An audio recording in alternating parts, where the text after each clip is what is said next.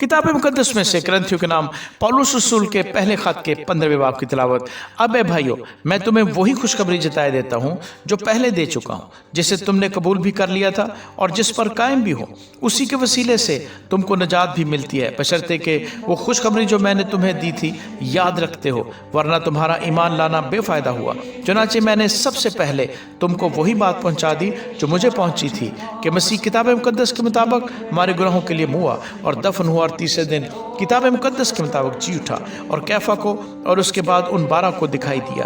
फिर 500 से ज़्यादा भाइयों को एक साथ दिखाई दिया, जिनमें से अक्सर अब तक मौजूद हैं और बाद सो गए। फिर याकूब को दिखाई दिया, फिर सब रसूलों को, और सबसे पीछे मुझको जो गोया अधूरे दिनों की पैदाइश हूँ दिखाई दिया।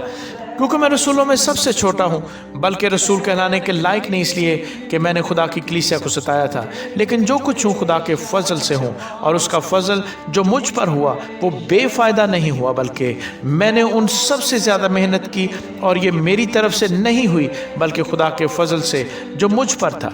बस खा मैं हूँ खा वो हूँ, हम यही मुनादी करते हैं और इसी पर तुम ईमान भी लाए। बस जब मसीह की मुनादी की जाती है कि वो मुर्दों में से जी उठा, तो तुम में से बाज़ किस तरह कहते हैं कि मुर्दों की क़यामत है ही नहीं। अगर मुर्दों की क़यामत नहीं तो मसीह भी नहीं जी उठा, और अगर मसीह नहीं जी उठा तो हमारी मुनादी भी बेफ़ायदा है और तुम्हारा ईमान भी बेफ़ायदा, बल्कि हम खुदा के झूठे गवाह ठहरे, क्योंकि हमने खुदा की बाबत ये गवाही दी कि उसने मसीह को जला दिया, हालांकि नहीं जलाया अगर बिलफर्ज मुर्दे नहीं जी उठते। और अगर मुर्दे नहीं जी उठते तो मसीह भी नहीं जी उठा, और अगर मसीह नहीं जी उठा तो तुम्हारा ईमान बेफ़ायदा है, तुम अब तक अपने गुनाहों में गिरफ्तार हो। बल्कि जो मसीह में सो गए हैं वो भी हलाक हुए। अगर हम सिर्फ इसी ज़िंदगी में मसीह में उम्मीद रखते हैं तो सब आदमियों से ज़्यादा बदनसीब हैं, लेकिन फिल वाक़े मसीह मुर्दों में से जी उठा है, और जो सो गए हैं उनमें पहला फल हुआ। क्योंकि जब आदमी के सबब से मौत आई तो आदमी ही के सबब से मुर्दों की क़यामत भी आई, और जैसे आदम में सब मरते हैं वैसे ही मसीह में सब जिंदा किए जाएंगे, लेकिन हर एक अपनी अपनी बारी से।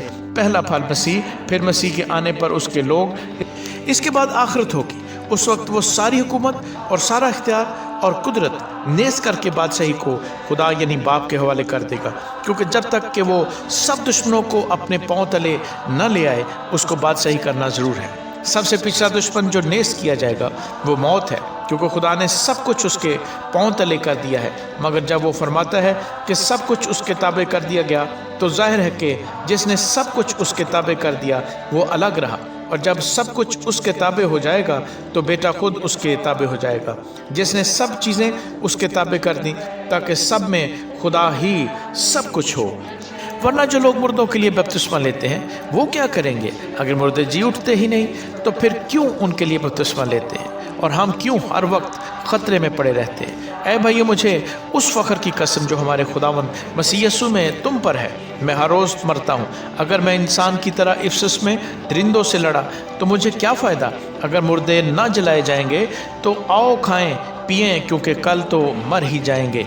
फरेब ना खाओ, बुरी सोबतें अच्छी आदतों को बिगाड़ देती हैं। रास पास होने के लिए होश में आओ और गुनाह न करो, क्योंकि बाज़ खुदा से नावाकिफ़ हैं। मैं तुम्हें शर्म दिलाने को ये कहता हूँ। अब कोई ये कहेगा कि मुर्दे किस तरह जी उठते हैं और कैसे जिस्म के साथ आते हैं? ऐ नादान, तो खुद जो कुछ बोता है जब तक वो ना मरे जिंदा नहीं किया जाता, और जो तू बोता है ये वो जिस्म नहीं जो पैदा होने वाला है, बल्कि सिर्फ दाना है, खा गेहूं का खा किसी और चीज़ का। मगर खुदा ने जैसा इरादा कर लिया वैसा ही उसको जिस्म देता है, और हर एक बीज को उसका ख़ास जिस्म। अब गोश्त यकसा गोश्त नहीं, बल्कि आदमियों का गोश्त और है, चौपाइयों का गोश्त और, परिंदों का गोश्त और है, मछलियों का गोश्त और। आसमानी भी जिस्म है और ज़मीनी भी, मगर आसमानियों का जलाल और है, ज़मीनियों का और। आफताब का जलाल और है, महताब का जलाल और, सितारों का जलाल और, क्योंकि सितारे सितारे के जलाल में फ़र्क है। मुर्दों की क़यामत भी ऐसी ही है।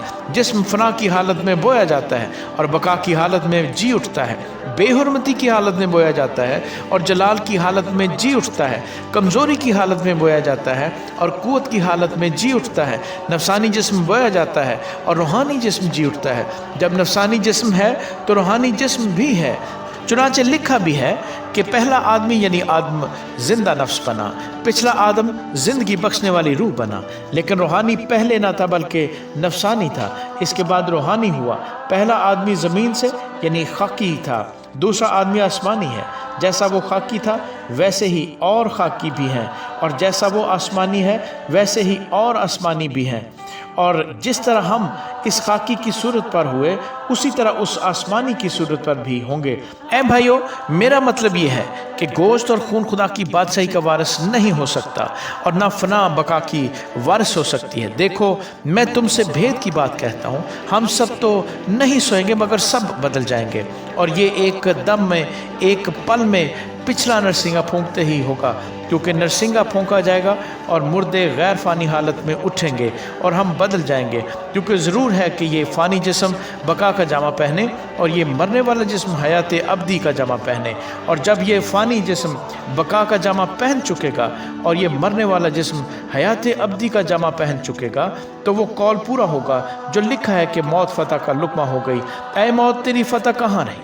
ऐ मौत तेरा डंक कहाँ रहा? मौत का डंक गुनाह है और गुनाह का जोर शरीयत है, मगर खुदा का शुक्र है जो हमारे खुदावंद यीशु मसीह के वसीले से हमको फतह बख्शता है। बस ऐ मेरे अजीज़ भाइयों, साबित कदम और कायम रहो और खुदावंद के काम में हमेशा अफजाइश करते रहो, क्योंकि ये जानते हो कि तुम्हारी मेहनत खुदावंद में बेफ़ायदा नहीं है। आमीन।